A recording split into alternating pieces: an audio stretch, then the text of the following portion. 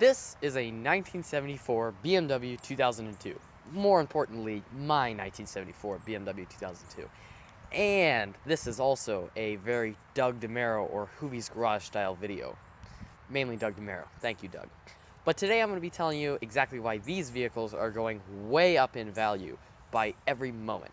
This one is mine, which I picked up for the amazingly low price of $0 from a friend. It's not in the best condition, but it runs great. So today I'm going to be showing you some of the interesting quirks and features and explaining really why these vehicles are going up in value. And the first quirk and feature I would like to go over is these wheels, which are not at all from this car. And if you'd like to see the stock ones, here's a photo of them right here. The next thing I'm going to be going over is the doors. And if you've never opened the doors on a 2002 or any old German sports car, you probably don't know this, but when you open them, you get this sound.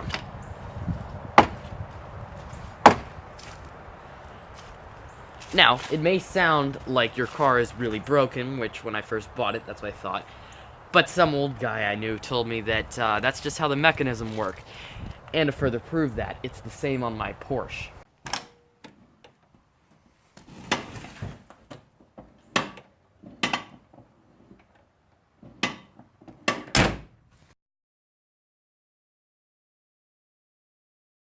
And this would not be a Doug demouro style video if I didn't try to get in the back seats in this vehicle, which, to be fair, are not small. They're actually very comfortable, and I could sit in there for a long time. Let me demonstrate.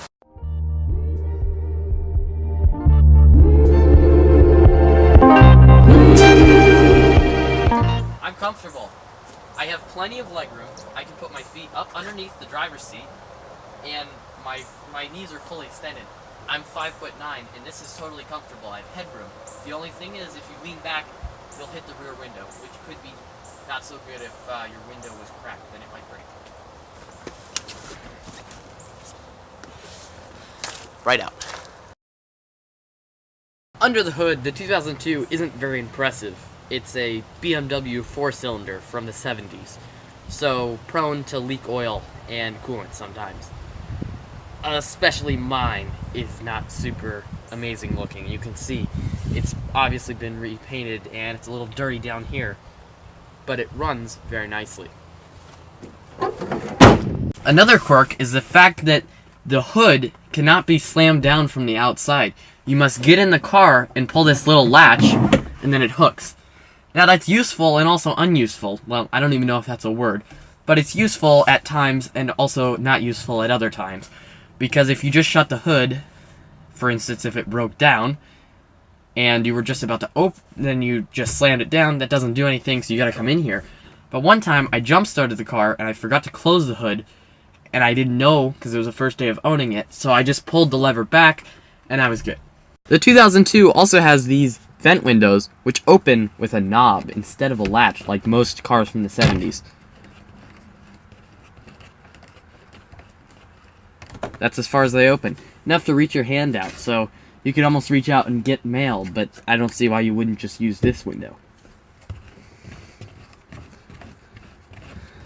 Another weird feature is this small light here that says fasten seatbelts.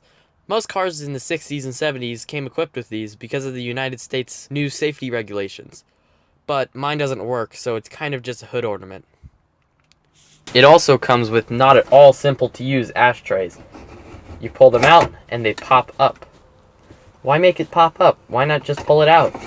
And my favorite quirk of this entire car is these two small climate control things that say cold and cold. So if you want to switch it, you're going to switch to cold. I don't know if this actually came with the car, but since the previous owner told me he didn't do anything to the interior, I'm guessing this is how it comes.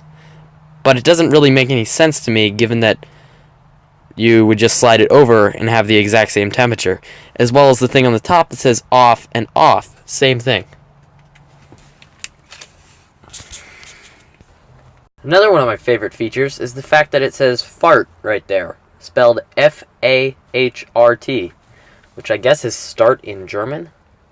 But even though these quirks and features are cool, that's no reason to pay upwards of $25,000 for a clean version of this, which mine is very close to.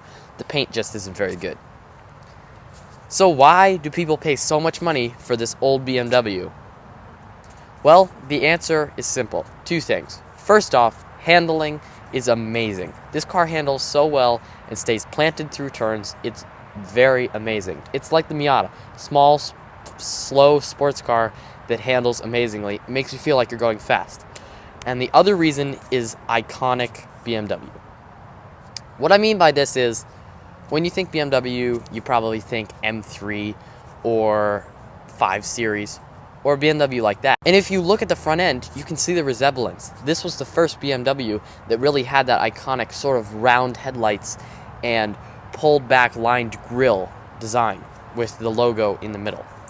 Let me show you what I mean. Here is my 2002 with its front stupid safety bumpers removed.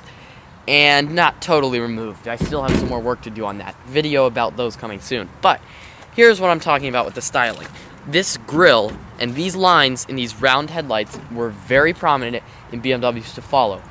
Like the E30, the E36, and almost any other BMW you can think of had this type of, this rough shape, this middle silver grille, and these lines going back. Now they've definitely progressed, and the shape of the front end of this car is unlike all other BMWs. It goes down instead of, it goes straight down instead of up, which I really like, and it meets in the middle like this. You can see this line here. It's totally different. It's really cool, but these stupid safety bumpers the United States regulated in 1974 really ruined the look, so that's why I'm removing them and replacing it with the turbo-style air dam.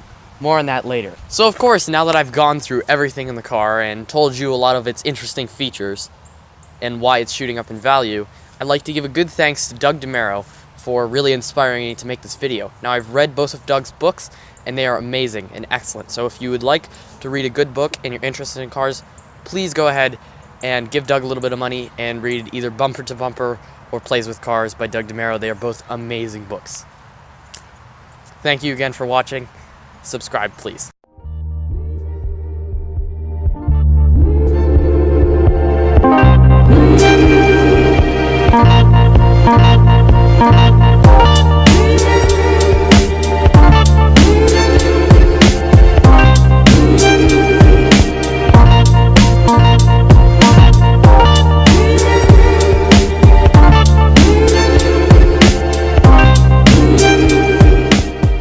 You should do the intro.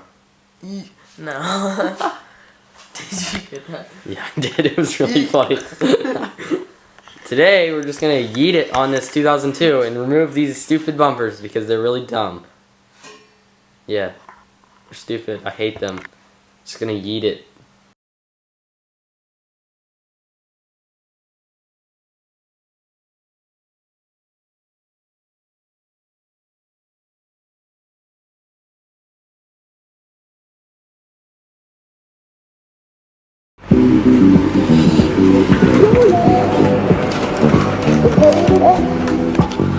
That means the extra. It is. I love spring.